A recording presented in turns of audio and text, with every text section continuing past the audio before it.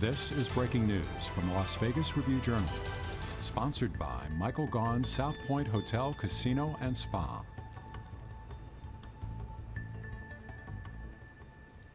Good afternoon, everyone. I'm Jen Ah with the Las Vegas Review-Journal.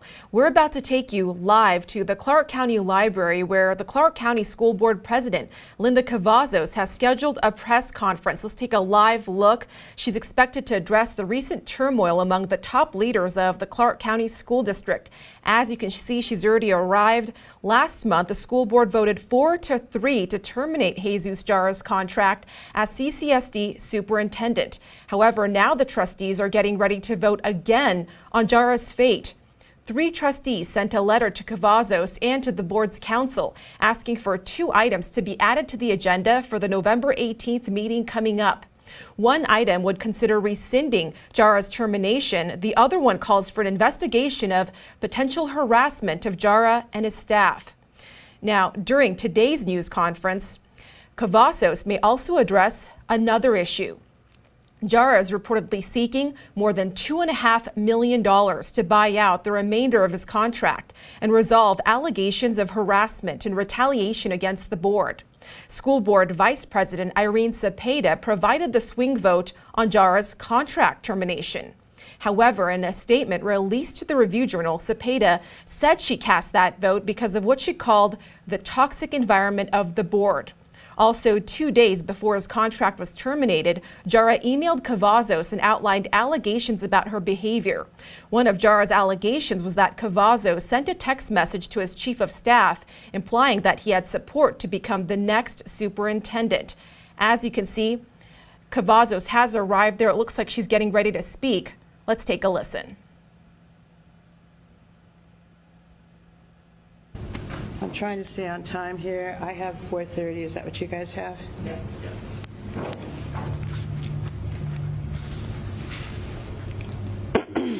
Are we okay to start?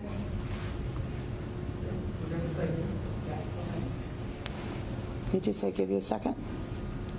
No, I said thank you. We're ready. Okay.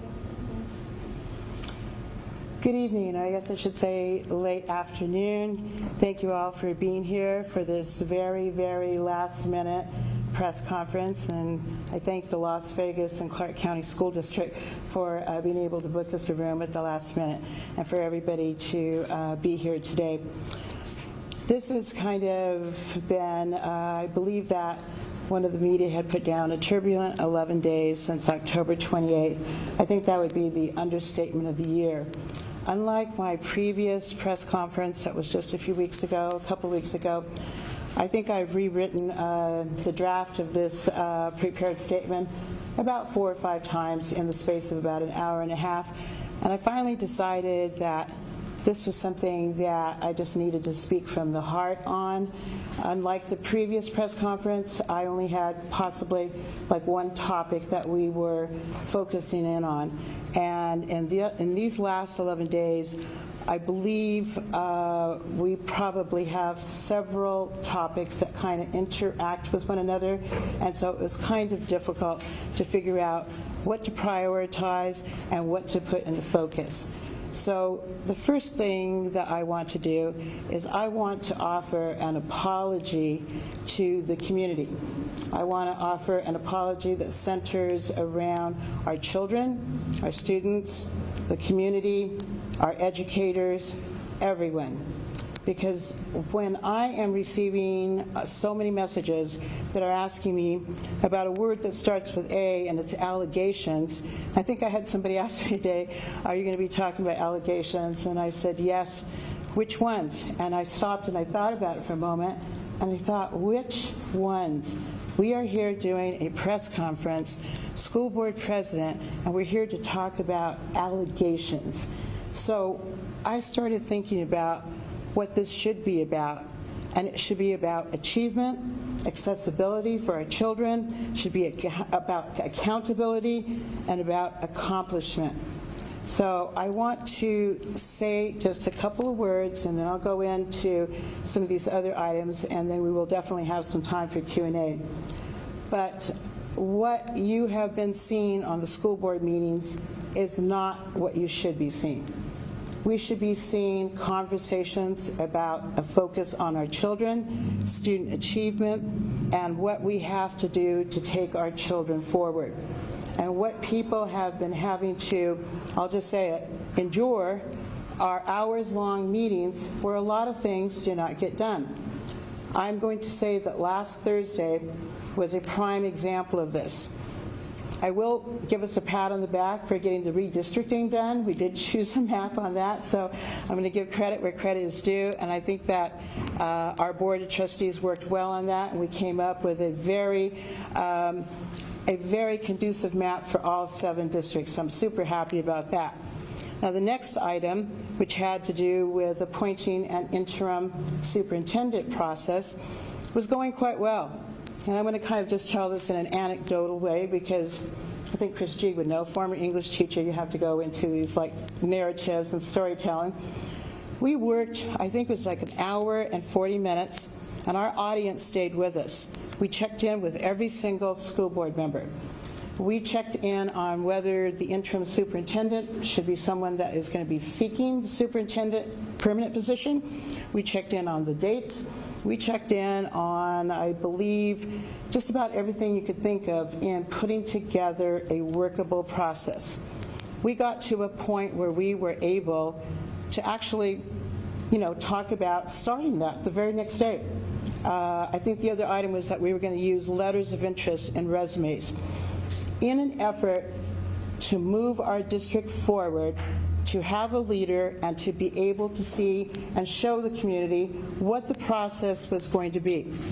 What we ended up with is something that our community has had to tolerate for so long, and that is a split vote. 4-3, 3-3. We had a 3-3 split with 1 abstention. 3-3 votes, 4-3 votes do not show collaborative processes, and that's what we need to have. So those are the things that you have been seeing. What we need to see is a process going forward where we are going to be able to get things done for our schools, our kids, our parents, and our educators. So going forward, I just want to say that with everything that has been happening, I want to use that as a prime example of where we ended up having to adjourn, and I take responsibility for that. And I will tell you right now that the reason I chose to adjourn that evening is because if that motion had passed and we did not have documentation for that motion at that meeting, our community input would have been completely eliminated. There would have been possibly 1 or 2 people, we don't even know if they wanted that job. And we had no documentation in front of us other than hearsay, and I believe our board attorney saying that they had received confirmation from the superintendent during the meeting. We need to do better. Our community deserves better, our kids deserve better, all of you deserve better. So I am going to speak a little bit about some of the things that have happened in the last several days. I know that the news is here because they're here to report on what has been happening, and the community deserves to know. There has not been a lot of transparency in the process. When we did have the meeting on October 28th, we had a lot of questions from the community asking, what does termination for convenience mean? And I got a lot of pointed questions which would have forced me to go into a legal area that was not acceptable for what we were doing. So I have to be very careful on that today too.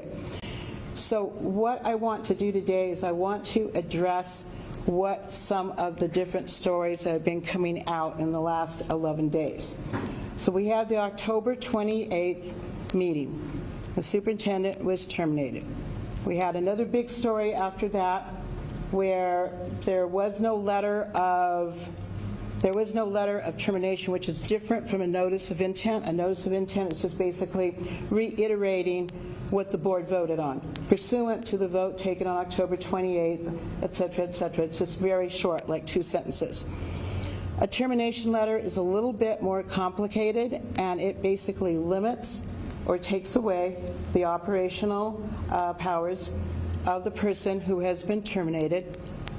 whether it's a superintendent, whether it's a city council member, whether it's a mayor, etc., during the last few weeks or whatever the time period is that they are going to finish out their duties. So that started on November 1st, and that would end on December 1st. The stories that have come out since then, you all are very familiar with because you've seen the community backlash. You saw a release of information that basically $408,000, $564, I think I must have that memorized by now, raises were given to, I believe it's either 15 or 16 cabinet members. So we learned of that, and then there are some other issues that go along with that, but that was one of the stories. Then we came along with having to do with a request for a possible agenda item, two possible agenda items, one having to do with alleged hostile work environment and alleged harassment by the board of the superintendent, a toxic work environment. And I'm just kind of, like I said, I'm not even reading my statement, I'm just kind of throwing out the phrases that you're all very familiar with. After that, yesterday, I believe it was Channel 8, came out with a letter that was confidential. The trustees were instructed not to disclose that. I can say here right now unequivocally that I do not believe that any trustees disclosed that letter. From that letter, there were more allegations, a little bit more detailed. There were statements made having to do with the monetary payout, which was not a big surprise, not a big surprise. What was a surprise is that within the part that had to do with harassment and bullying is that an additional $2 million is being asked by the superintendent as a payout. To say that the community has not reacted well to that would again be another understatement. So I'm going to try not to go too much in the weeds here so I can leave time for people to ask questions. I want to say that the board acts as a whole. So when I give a statement, I have to say I'm speaking for Linda Cavazos, or this is the vote that was taken. I might be on the losing side, but it's the majority vote. And we are trained from the very first time that we sit down on that dais that you may not like the vote, but you support the vote unless there is something that comes up that possibly could be a problem. I'm going to give you an example of one of mine. The first year that I was on the board, I was appointed to take the place of my trustee in District G, Aaron Craner, that was leaving to go to law school. And I voted on an item that it turned out that afterwards, and I was on the prevailing vote, afterwards I found out that I had not received all the information that I needed for that vote. And I'm completely taking responsibility. It was not the fault of staff. So I asked to rescind, not to rescind that vote, to bring that vote back as an agenda item. So what we are asking for here is that there would have to be a vote for anything being brought back, and there has to be a separate vote on that first to even bring the item back, and there has to be a majority, and then there's a separate vote on the actual content of what the item is. So at that time, I actually brought the item back, and I changed my vote. It had to do with me not having the correct number of classrooms that were going to be without teachers, and it had to do with an item for Teach for America, which I think that a lot of you are familiar with. So just kind of giving you a little background on how that works. I want to address a couple of things that were said in that letter that was leaked, and I'm going to use the correct word, it was leaked. A couple of the things in there are absolutely incorrect. I'm going to address two of them, and I'm going to take them. This letter is already out there, and I want you to know that I have consulted with board counsel, Mary Ann Miller, to ask her if it was okay to refer to this. She said it's out there. there's no reason for you to be mum about this now, but I don't want to go too far into the weeds. So I have a couple of things circled here.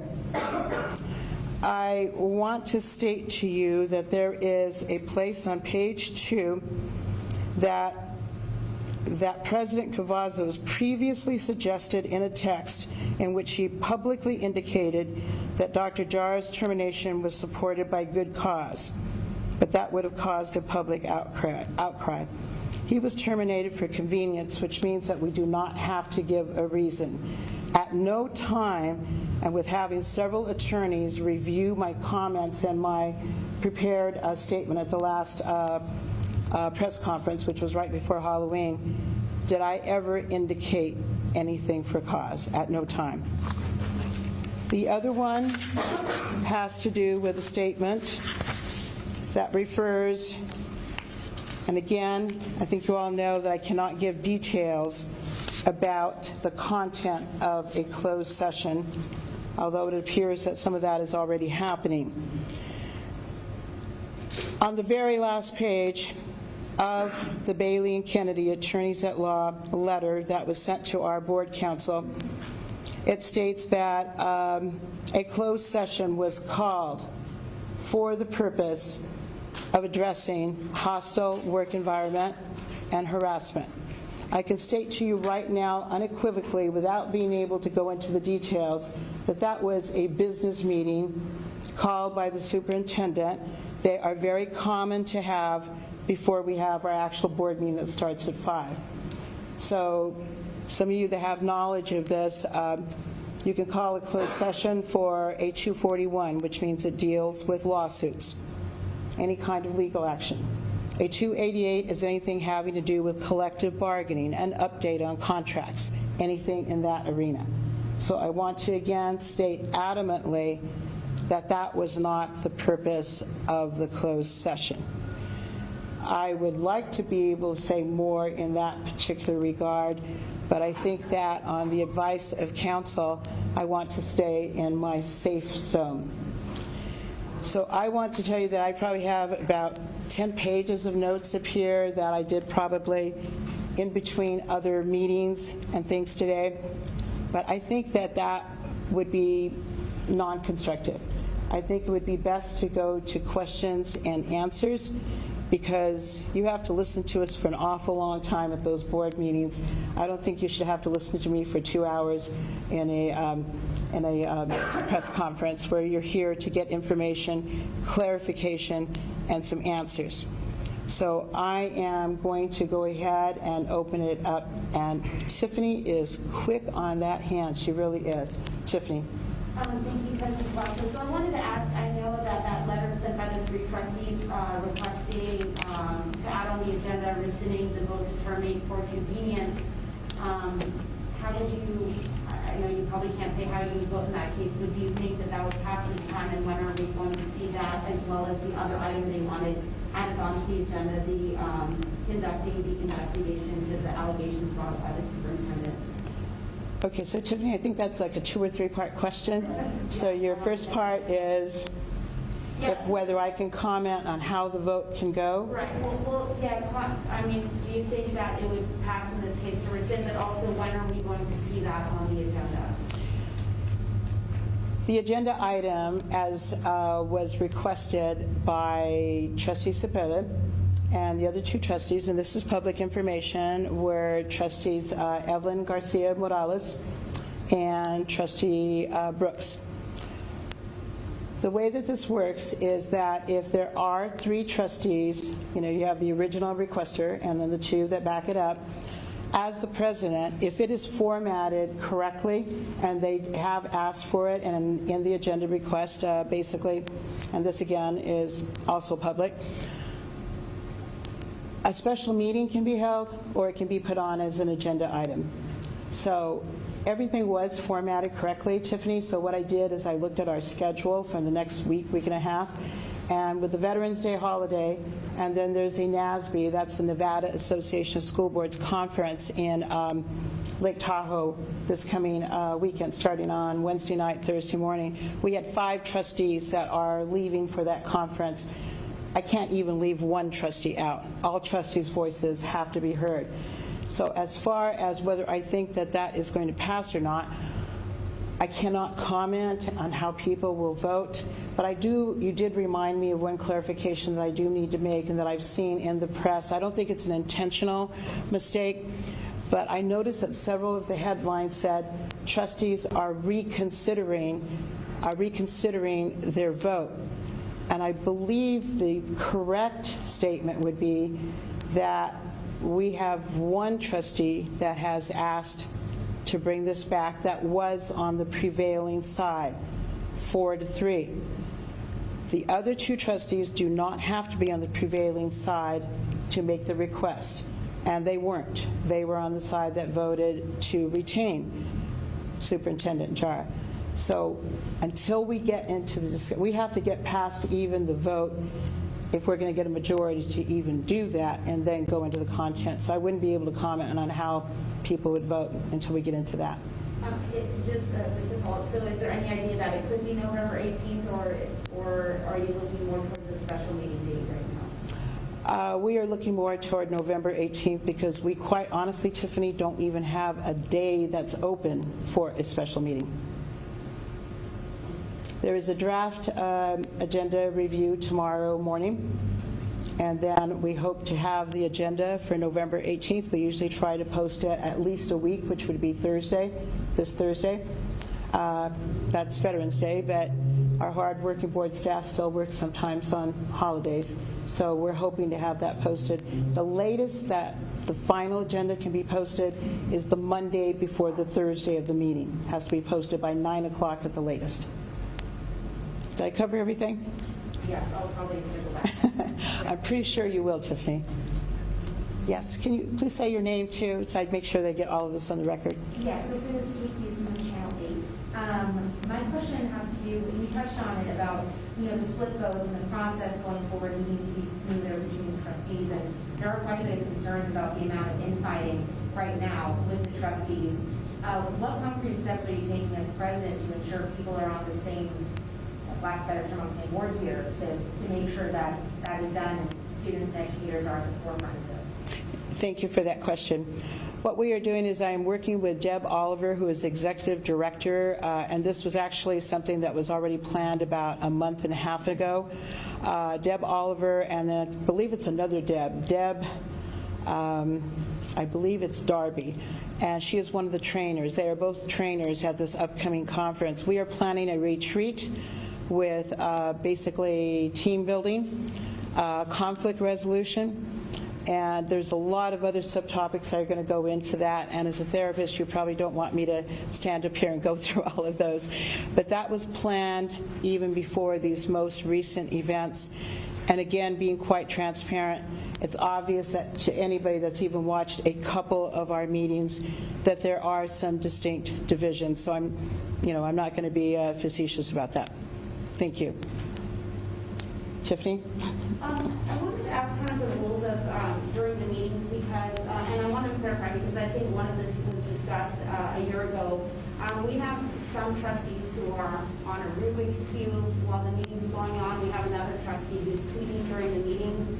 What are the updated rules for this, and are you guys looking to change anything? Because right now, people are not happy when trustees are arguing, they're not paying attention during the meeting, and it's just become kind of a joke to a lot of people in the community when we have staffing shortages and kids are going late to class and teachers are teaching classes that aren't even the subject they normally teach.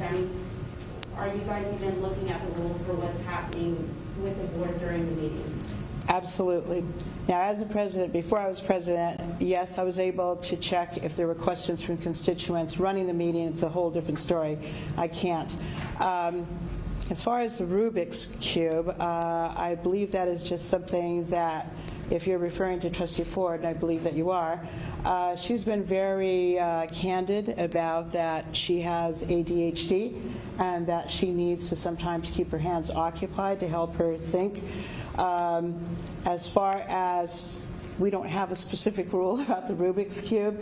I know that we had a lot of questions before when she was bringing, what she said was, she has stated very honestly and quite openly when she was bringing her dog with her, and she has not been doing that. But she's been very honest about talking about the condition of adult ADHD and what it requires for her. So we don't have anything in policy that says that you can't have a Rubik's Cube. We do have absolute rules that you are not to be tweeting during a meeting, especially about anything that is going on having to do with the agenda. So that is something that I have asked them as president several times not to do. And again, as elected officials, it's not the same thing like an employee. I will go on the record as saying that I wish it were, because if you look at our support professionals, if you look at our teachers, if you look at our principals, all of our employees, they have very specific rules that they have to follow. And if they don't follow those, there are consequences. I can guarantee you there are consequences. And so when you have an elected official that is doing something, and I'm going to use that phrase that our teachers use all the time because I think that it's very relevant. Our kids are watching. I get mail from children as young as like in 2nd or 3rd grade and just said, how come you guys are not acting like grown-ups? Good question. Why are we not acting like grown-ups? Why are we not getting something done? So we have very, shall we say, not very strong rules as far as having teeth in them to enforce that. But it is against our policy. We're not supposed to be tweeting. End of story. Yes, I can't see you through the light. Yes. Oh, great. I'm not sure if you can answer this. I'm Karen Hoffman. I'm not sure if you can answer this or not, but my question, since the lawsuit was leaked and you said trustees did do it, and I'm wondering why Jara would do it, if that's what you're implying. The other part is, though, that putting this item on the agenda, saying that he has been the victim of harassment from trustees, plays right into his lawyer's letter, which actually quotes Eileen's way of saying that. Do you not have a fiduciary responsibility to the district? And are those things clashing with Irene agreeing with what's in the letter? I think that was a multifaceted question also, I'm pretty sure. Carrie, first of all, I want to correct something. I want to clarify something. There is no lawsuit. There is no lawsuit. I believe that one of the attorneys I have spoken with classified it and said that it is a demand letter. It is not a lawsuit. May there be a lawsuit in the future? I don't know at this point, but right now it's a demand letter. The second part that you were asking, Carrie, can you shorten that a little bit or kind of summarize it for me? It seems to me that you as trustees have a fiduciary responsibility to the district. You are also negotiating with a disgruntled employee. If you say on the record the disgruntled employee is right, aren't you interfering with your own negotiation? Well, first of all, the negotiations would not be done directly by the trustees, just like we do not do negotiations with our unions. We have a negotiating team that does that. As far as with something like a contract or anything having to do with the fiscal, the fiduciary duties, we would be depending on our board counsel. If there should be a lawsuit in the future, if it is directed at the board as a whole or individual trustees, as were stated in the demand letter, we have options as far as private counsel, district counsel, etc.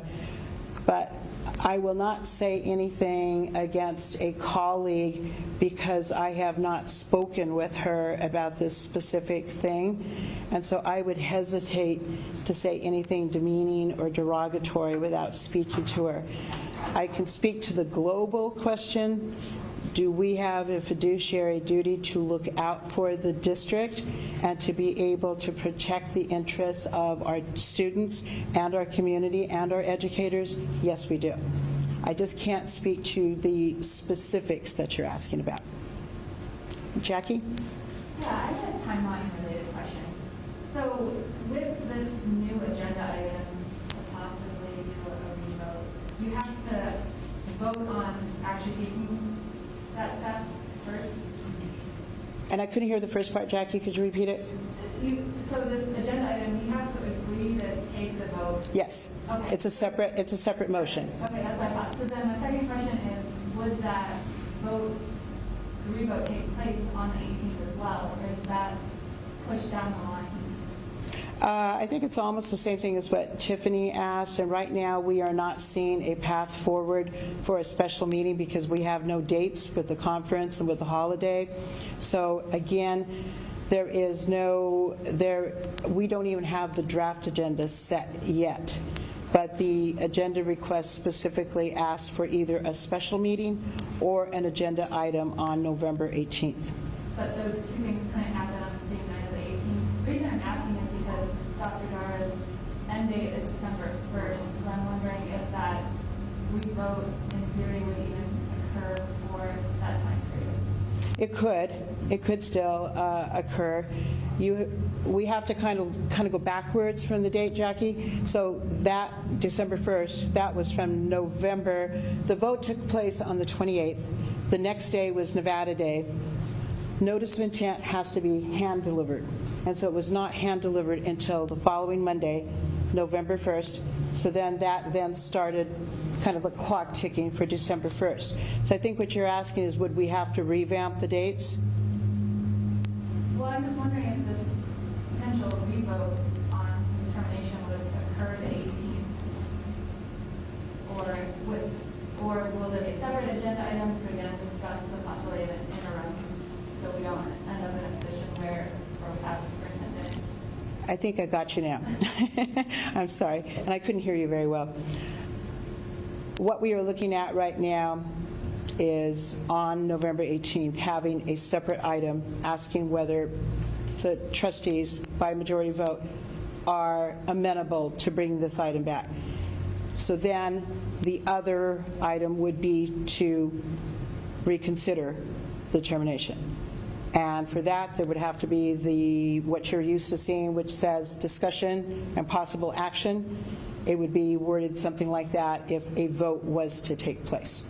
So right now, I'm trying to adhere to the requests of the original requester and the two trustees that also sent in the letters. And those were the two choices. It was special meeting or November 18th. So basically, I'm telling you right now, we don't have any time for a special meeting. Does that kind of answer your question? Yeah, I mean, do you think there'll be a separate agenda item to discuss perhaps an interim with that whole whatever? Yes, that's possible.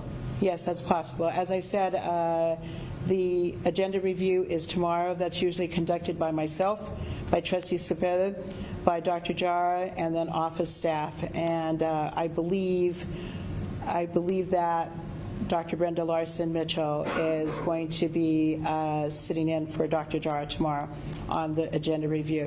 So there's a lot of, I don't mean to be evasive, it's just that there's a lot of moving pieces here that I don't have the answers to yet. I can tell Jackie from across the room, even with her mask, when she looks frustrated through her eyes right there, just right there. It's very possible that that is what's going to happen, that there will be a vote. Okay? All right. Yes. Sorry, I can't see you. Can you say your name? Yeah, Tracy Leonard. And I'm just wondering if you, Trustee Ford. I'm sorry. Are you a member of the media? I'm a member of the community. I'm sorry. This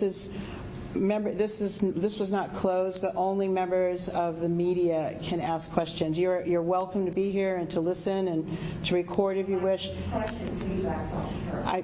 But I can't make an exception for just one person. I'm sorry. I'm sorry. I cannot take a question. I'm sorry. I can't take a question. You are welcome to be here, more than welcome to be here, but this is a press conference, so people that are here are just here, from the public. That's why I'm asking people to state who they are representing. Yes? And this is Hillary Davis from the Las Vegas Sun, and I think I'm going to try to clarify maybe what Jackie was asking with the timeline. So on November 18th, so you say there are two separate items, two pieces to possibly Yes. take in the revote. The first piece is to vote if there will be another vote. Correct. So let's say then, hypothetically, then the answer is yes. Will that vote take place later in the same meeting on November 18th, or will it be rescheduled on an entirely different date? It would most likely take place on the same date. And that's when the final, and you would know that by Thursday or Friday of this week, I hope at the latest, where you would, and if you're familiar with board docs, that's where we post our agendas. And so after the draft agenda is sent out to trustees to review ahead of time.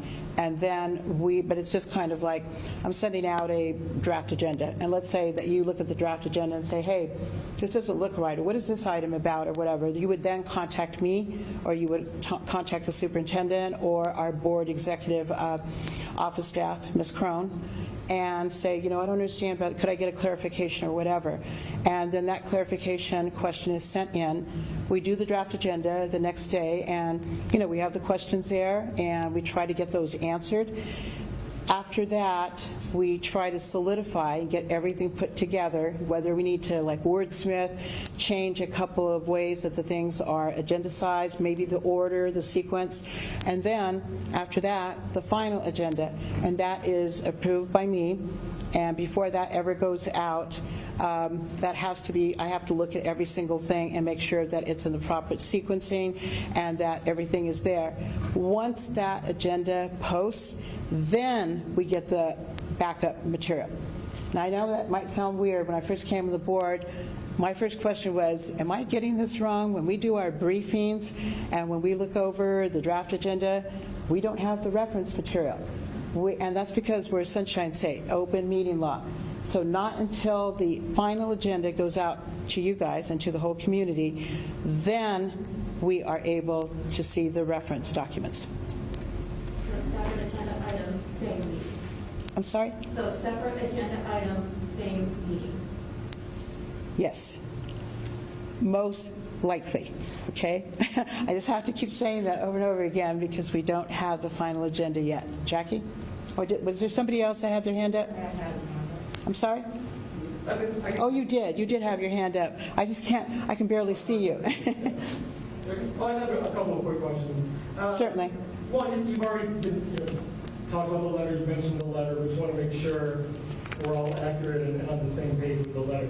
The letter that you're talking about today from Jara's attorneys is the same letter that was leaked to Channel 8? That's my understanding. I was working.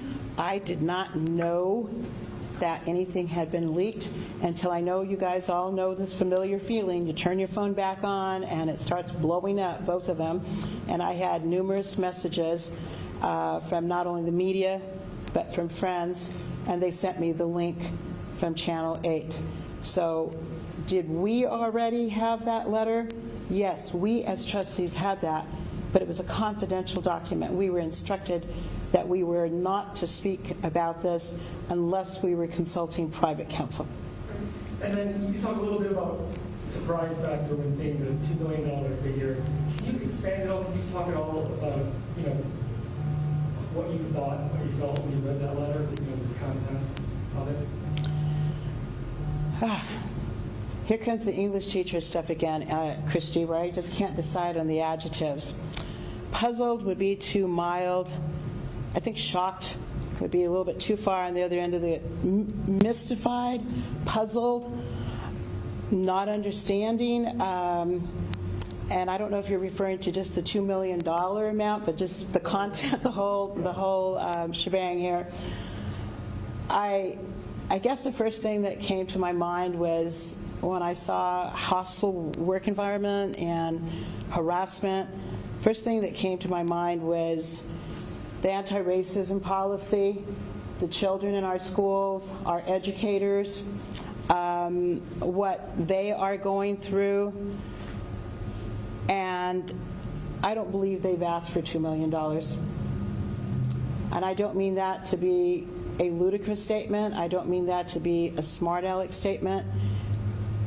I'm just trying to answer your question the best I can. I was very surprised, and I just was very caught off guard by that. I wasn't caught off guard by the part about the payout and everything, because I pretty much understand contracts. But that part, I was very, very surprised. And then last question, I just got to ask this, and also for the community, at your last meeting there was a lot of public comment questions about this, just to clear up. People asking, upon hearing about these raises that Jara gave out, people asking the board, can't you just, stop those before they go out? Can you address that? Is that something the board can have control over or doing, or an update for people wondering about that? It's a little bit complex. Basically, the superintendent is our only employee. The superintendent is the supervisor of all the Clark County School District employees. When people ask, can you do this, can you do that, the phrase that they most dislike hearing when they are seeking help is, and we have to use that a lot, is that is operational. That's within his authority. Now, are there things that need to be brought back to the board for review? Yes.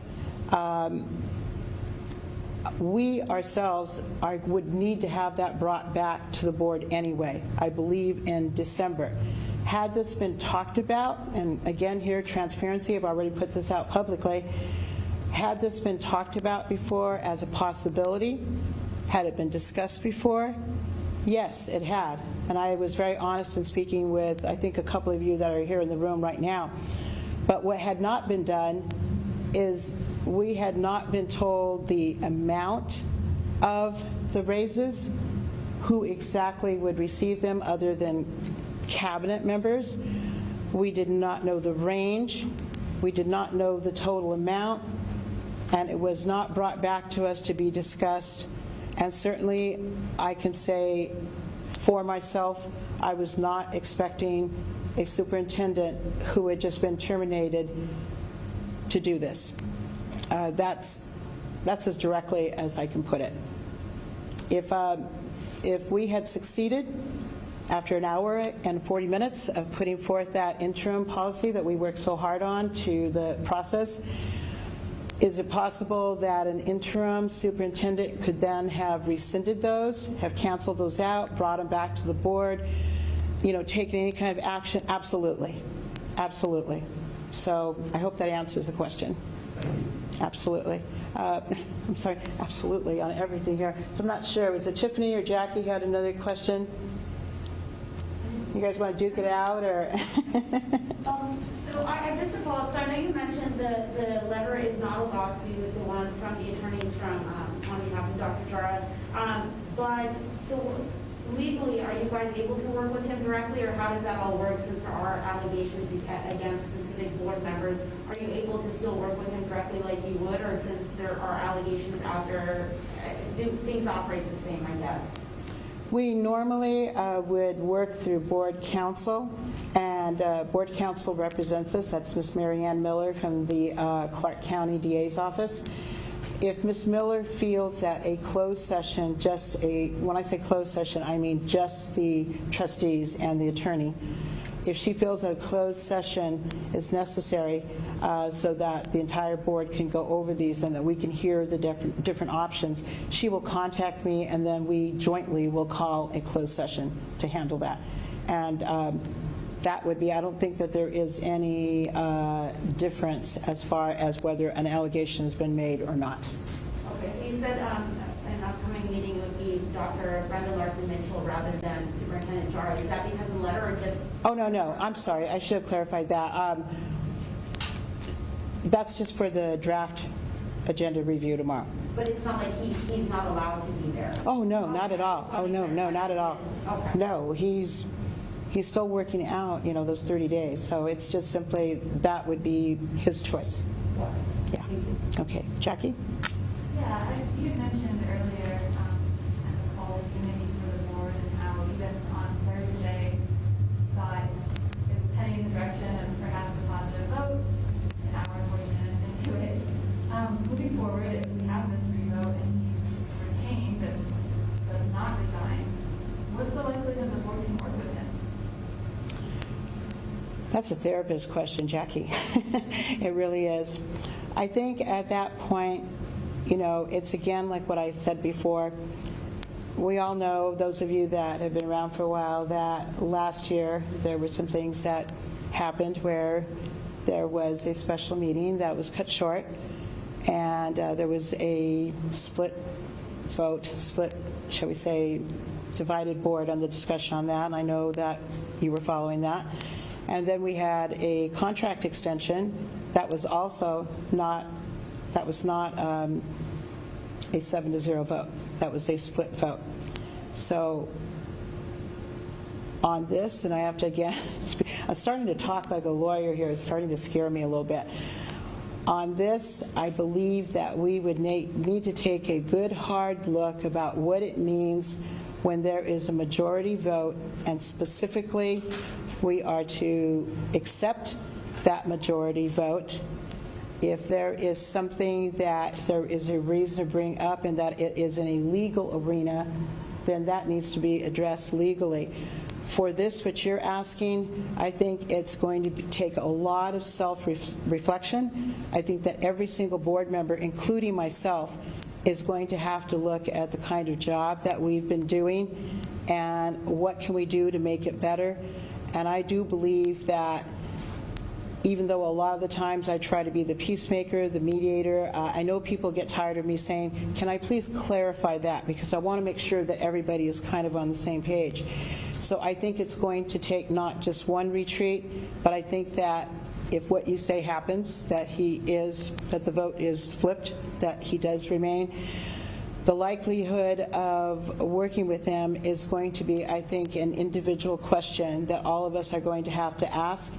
And on this again, it's going to have to be, what do we need to do so that, again, we're not here talking about allegations, but we're talking about achievement, accessibility, accountability, and accomplishment for our children. And quick follow-up to that, what's the first thing you'd like to see taken out by the board after some of the dust settles with the superintendent leadership? Jackie, I'm having trouble hearing you. I don't know if you want to move up a little bit, or it's your mask or whatever. You can take it off for a minute so I can hear you. I mean, what do you think is the most pressing issue for the district and the board to take up after this leadership superintendent situation comes to some sort of a resolution? I would have to say, looking at all the different facets of student achievement, the issues that we're having right now that are ongoing, that everybody knows about, transportation. We have some special needs children right now where their needs are not being met. We have some English language learners, their needs are not being met. We have a lot of issues in our schools right now that when I see things where we're talking about the toxic work environment and harassment and things that are going on, and it's only specified, having to do within the board and having to do with the superintendent, I would say that we need to look at our school culture and our climate, and we need to look at what is actually happening with these children. I've received a lot of calls from many of you having to do with the fights that are happening right now, the use of pepper spray, what is happening with the kids adjusting to being back in school. So I think the whole climate, including the entire child, not just the test scores, not just the things that are being purchased as far as new platforms for our teachers, but kind of looking at how can we get off the list of being at the bottom in student achievement, and how can we utilize the talent that's already in our district right now, not outside people. We have some amazing teachers. We have some amazing support professionals, principals, administrators.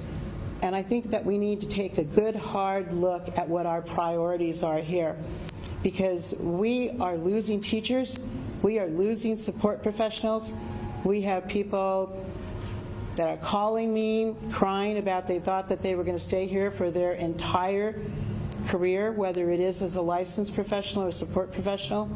And I think we need to take a good hard look at what's going on here.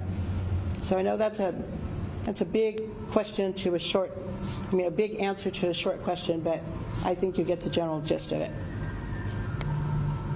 Did you have a follow-up to that, Jackie? Are you good? Okay. Anybody else? Yes. Shay Johnson, Review Journal. Just in terms of the letter that you've verified the authenticity of, when was that sent to trustees? Friday, November 5th, I believe. I'm fairly confident in saying that it was Friday, because I believe that I received the agenda request and the letter from the attorneys on the same day. Am I getting that date right? That was the 5th, right? Okay, we can take like a couple more questions and then probably we will be ending. Who's raising their hand back there? I'm sorry, did somebody have their hand back here? Because it's really hard to see with the lights. Mr. Burns is being very quiet here in the front row, but you know, I'm not gonna tempt him there with asking a question. Okay. If we don't have any other questions, I want to say that I thank you so much on this extremely, extremely short notice for being here tonight. And I just hope that I want to just close by saying that I hope we can go forward in a positive direction. I think my experience as a high school teacher, as a university adjunct professor, and working down in family court, working with divorce, custody cases, working as a mediator, I think that experience has helped me to try to see the perspectives. But I think right now we're down to the bottom line of our community deserves better. What they should not be watching is one meeting after another where 7 grown women cannot come to a consensus on the issues that our community needs to hear. So I'm looking forward to looking at that anti-racist policy. We did not get to hear an actual presentation because staff was no longer there, but we were able to figure it out on our own by looking at the slides, and we'd had a briefing. I'm looking forward to that, and also some discussions having to do with the conditions in our schools. So again, thank you very much. I respect you all for being so kind and patient in reaching out to me. Thank you and good night. Have a good evening. So you just heard from the Clark County School Board President, Linda Cavazos. She offered an apology to the community for all the drama that's going on between the leaders of the Clark County School District. She also talked about the process of adding a possible agenda to the upcoming school board meeting on November 18th on rescinding the termination of Jesus Jara's contract as superintendent. We'll have much more for you on this story online on our website, lvrj.com. You can also watch our weekday newscast, 7 at 7 a.m. and p.m., available on Roku, Apple TV, YouTube, all your streaming platforms. You can also download our RJ mobile app to get news alerts sent right to your phone. I'm Jen Ah. Thank you so much for joining us this afternoon. We'll be seeing you here in a few hours at 7 tonight. You've been watching breaking news from the Las Vegas Review Journal, sponsored by Michael Gaughan's South Point Hotel, Casino, and Spa.